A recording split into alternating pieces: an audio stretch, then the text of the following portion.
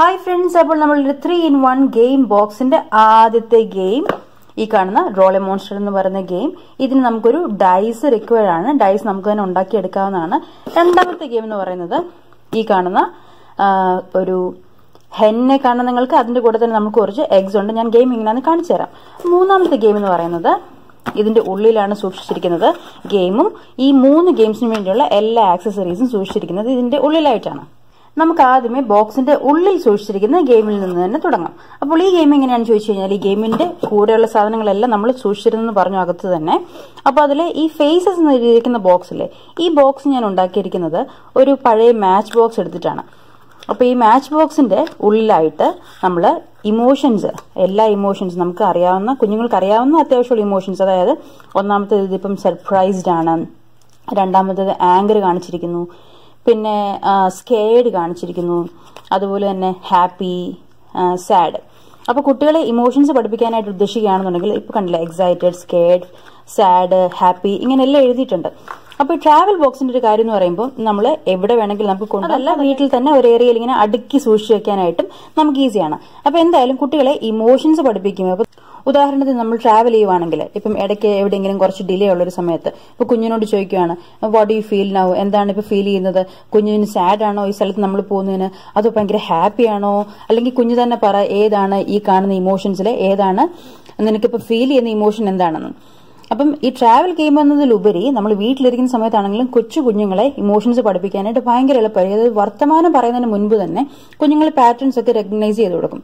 അപ്പൊ ആ ഒരു സമയത്താണെങ്കിലും നമുക്ക് കുഞ്ഞിനോട് ചോദിക്കാൻ പറ്റും, ഓ അമ്മ ഭയങ്കര സാഡാണ്, കുഞ്ഞ് സാഡ് ഫേസ് കാണിച്ചു തരാമോ, അല്ലെങ്കിൽ ഇതേ കുഞ്ഞിനിപ്പം പാല് കിട്ടിയില്ലേ, കുഞ്ഞ് ഹാപ്പി ആണോ, ഹാപ്പി ഫേസ് കാണിച്ചു തന്നപ്പോ ഇങ്ങനെ എല്ലാ ഫേസസിനും ഇങ്ങനെ നിരത്തി സൈഡിൽ വെച്ചിട്ട് ചോദിക്കുമ്പോൾ കുഞ്ഞുങ്ങൾ തന്നെ ഇതിൽ കുറേയും തിരിച്ചറിയുന്നതായിരിക്കും. അപ്പൊ ചില സമയത്ത് കൺഫ്യൂഷൻ വരുന്ന കുഞ്ഞു സാധനങ്ങൾ ഇപ്പം സർപ്രൈസ്ഡും ഹാപ്പിയും ഒക്കെ തമ്മിൽ ചിലപ്പം തെറ്റിയേക്കാം, അല്ലെങ്കിൽ സാഡും സ്കേഡും തമ്മിലൊക്കെ തെറ്റിയേക്കാം.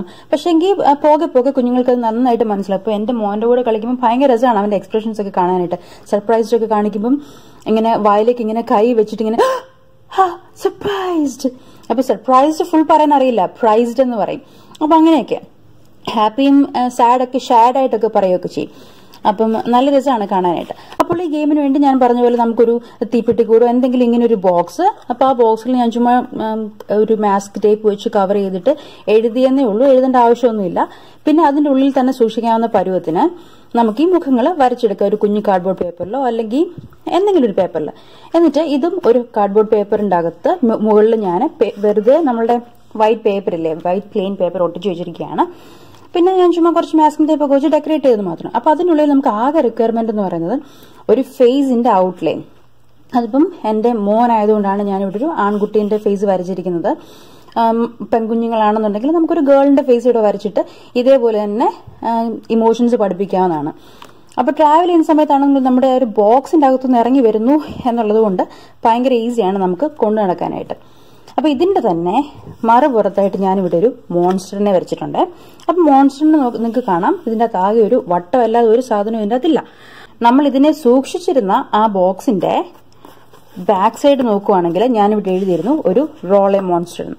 അപ്പൊ ഈ റോളെ മോൺസ്റ്റർ ഗെയിമിനായിട്ട് നമുക്ക് വേണ്ടിയ സാധനങ്ങൾ എന്ന് പറയുന്നത് ഈ ഒരു ഡൈസ്, ഇത് ഞാൻ പേപ്പറിൽ തന്നെ ഉണ്ടാക്കിയെടുത്തതാണ്. ഒരു ക്രോസിന്റെ ഷേപ്പിൽ പേപ്പർ കട്ട് ചെയ്തിട്ട് അത് ചുമ്മാ ഫോൾഡ് ചെയ്തെടുത്തിട്ട് എല്ലാ വശത്തായിട്ടും ഞാൻ നമ്പേഴ്സ് രേഖപ്പെടുത്തിയിരിക്കുന്നത്. അപ്പൊ വെയിറ്റ് ഇല്ല. നമ്മൾ ആക്ച്വലി മേടിക്കുന്ന ഡൈസ് ആണെന്നുണ്ടെങ്കിൽ ഭയങ്കര ചെറുതായതുകൊണ്ട്, അത് ചോക്ലേറ്റ് ആയതുകൊണ്ടാണ് ഒരു വെയിറ്റ്ലെസ് ആയിട്ടുള്ള പേപ്പർ വെച്ചിട്ട് തന്നെയുള്ള ഡൈസ് ഞാനിവിടെ ഉണ്ടാക്കിയെടുത്തിരിക്കുന്നത്. അപ്പൊ ഇത് ഒന്ന് തന്നെയാണ് വീണ്ടും വീണ്ടും വന്നുകൊണ്ടിരിക്കുന്നത്. ആക്ച്വലി ഓക്കെ, സി എല്ലാ നമ്പേഴ്സും വരുന്നതാണ്, എല്ലാം ഈക്വൽ വെയിറ്റ് ആണ്. ഇതിൻ്റെ അത് വെയിറ്റഡ് ക്യൂബ് അല്ല. എനിവേസ്, അപ്പൊ നമുക്കിത് ചെയ്യാനായിട്ട് വേണ്ടിയത് ഗെയിം ഇങ്ങനെയാണ്. ഓക്കെ, ഈ മോൺസ്റ്ററിനെ നമ്മളിവിടെ ഡൈസ് റോൾ ചെയ്തിട്ട് കിട്ടുന്ന നമ്പർ ഏതാണ്? ഓക്കെ, ഇവിടെ ഇപ്പം നമുക്ക് നമ്പർ 2 കിട്ടിയിരിക്കുകയാണ്. അപ്പൊ നമ്പർ 2 ഇവിടെ ഏതാണ്? ആഡ് എ മൗത്ത് ആണ്. അപ്പൊ എനിക്കിവിടെ ഒരു മൗത്ത് ആഡ് ചെയ്യാം. അപ്പോൾ ഞാനിവിടെ റീയൂസ് ചെയ്യാം എന്നുള്ളൊരു പേർപ്പസ് കൊണ്ട് എൻ്റെ അടുത്ത് ഇതുപോലെ ഒരു സ്ലീവ് ഞാൻ ഈ ബോക്സിനുള്ളിൽ തന്നെ സൂക്ഷിക്കുന്നതാണ്. അപ്പോൾ ഈ സ്ലീവ് ഉള്ളത് കൊണ്ട് ഈ സ്ലീവിന്റെ മുകളിൽ നമുക്കൊരു സ്കെച്ചും ഉണ്ട്. ഞാനിവിടെ യൂസ് ചെയ്തിരിക്കുന്നത് ഒരു റീയൂസബിൾ മാർക്കറാണ്. അപ്പൊ എന്തായാലും നമുക്ക് കിട്ടിയത് ആഡ് എ മൗത്ത് അല്ലേ? ഓക്കെ, ഞാനിവിടെ ഒരു മൗത്ത് ആഡ് ചെയ്തു. അപ്പൊ റീയൂസബിൾ തിങ് ആയതുകൊണ്ട് ഇത് ഗുണം എന്താണെന്ന് വെച്ച് കഴിഞ്ഞാൽ ഇത് കഴിഞ്ഞ ഉടനെ ചുമ്മാ അങ്ങ് റബ്ബ് ചെയ്താൽ മതി. അതല്ല നമ്മൾ ഈ മോൺസ്റ്ററിന്റെ ഈ പേപ്പറിന്റെ മുകളിൽ ഡയറക്ട്ലി പെൻസിൽ വെച്ച് എഴുതി പിന്നെ റബ്ബ് ചെയ്താലും മതി. എനിക്കിതാണ് കുറച്ചുകൂടി കൺവീനിയന്റ് ആയിട്ട് തോന്നിയത്. സോ ഞാനിവിടെ ഒരു മൗത്ത് ആഡ് ചെയ്തു. ഇനി നമുക്കൊന്നും കൂടെ ഡൈസ് പോകാം, റോൾ ചെയ്യാം. Okay, I got 6. സോ ഇവിടെ കണ്ടില്ലേ 6 എന്തായിരുന്നു? ആഡ് 1 ആം. അപ്പൊ നമുക്ക് ഇഷ്ടമുള്ള രീതിയിൽ ആം ഉണ്ടാക്കിയെടുക്കാം.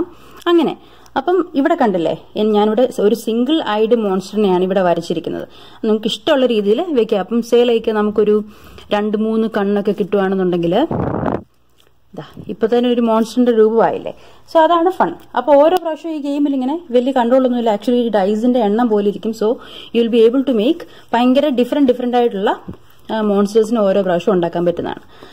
അപ്പൊ അതാണ് നമ്മളുടെ ഈ 2 ഗെയിം നമ്മൾ ബോക്സിന്റെ ഉള്ളിൽ സൂക്ഷിച്ചിരിക്കുന്നത്. ഇനി മൂന്നാമത്തെ ഗെയിം എന്ന് പറയുന്നത് ഈ കണ്ടില്ലേ, ഈ കാണുന്ന ഹെന്നിനെ നമ്മൾ നമ്പർ ഇട്ട് വെച്ചിരിക്കുകയാണ്. അപ്പൊ ഇത്ര ഉദ്ദേശിക്കുന്നുള്ളൂ. അപ്പൊ നമ്പേഴ്സ് ഞാനിവിടെ 1 to 5 ഉണ്ട്. പക്ഷെ ഈ 1 to 5 നമ്പേഴ്സ് ഞാൻ കറക്റ്റ് ഓർഡറിലല്ല കൊടുത്തിരിക്കുന്നത്. അപ്പോൾ ഈ ഓരോ കോഴിയും ഈ സൈഡിൽ കാണിച്ചിരിക്കുന്ന നമ്പർ ഓഫ് എഗ്സ് മുട്ടയിട്ടെന്നാണ് നമ്മൾ പറയുന്നത്.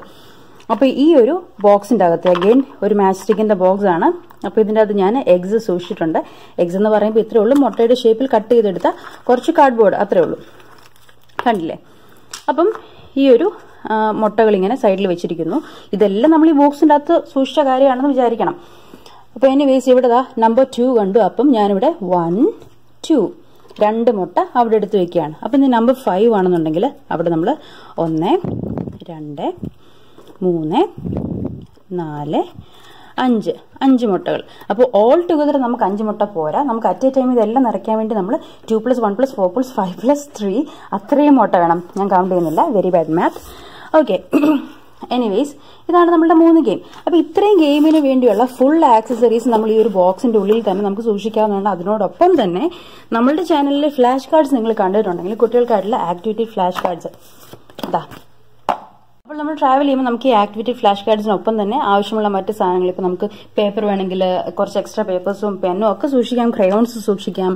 പിന്നെ നമ്മളുടെ 2 ഗെയിംസ് വിത്ത് ദാറ്റ് സ്ലീവ് അത് പോകുന്നു. അതിൻ്റെ ഉള്ളിലേക്ക് അതിനു വേണ്ടിയുള്ള പേപ്പർ, പെൻ, പിന്നെ എന്റെ എഗ്സിന്റെ ബോക്സ്, നമ്മളുടെ ക്യൂബ്, പിന്നെ ആക്ച്വലി ഡൈസ്, പിന്നെ നമ്മളുടെ ഫേസസ് എല്ലാം തന്നെ. അപ്പൊ ഇതെല്ലാം കൂടെ വെച്ചിട്ട് നീറ്റായിട്ട് മറക്കി ഇങ്ങനെ ഇരിക്കില്ല. അപ്പൊ നമ്മൾ എന്തായാലും കുട്ടികളെ കൊണ്ട് ട്രാവൽ ചെയ്യുന്ന സമയത്ത് നമ്മൾക്ക് കയ്യിൽ ഉടുപ്പൊക്കെ മാറാനായിട്ടുള്ള സാധനങ്ങൾ, കുറച്ച് വെള്ളം, കുറച്ച് ഫുഡൊക്കെ കാണുമല്ലോ. അപ്പൊ ആ ബോക്സിലേക്ക് ഭയങ്കര സ്ലിം ആയിട്ടുള്ള ഒരു ബോക്സ് ആയതുകൊണ്ട് തന്നെ നമ്മളുടെ ബാഗിനുള്ളിൽ തന്നെ ഒതുങ്ങുന്നതാണ്. അപ്പൊ അതാണ് നമ്മളുടെ 3-in-1 ട്രാവൽ ഗെയിം ബോക്സ് എന്ന് പറയുന്നത്. മറ്റൊരു വീഡിയോയിൽ വീണ്ടും കാണും വരെ ബൈ.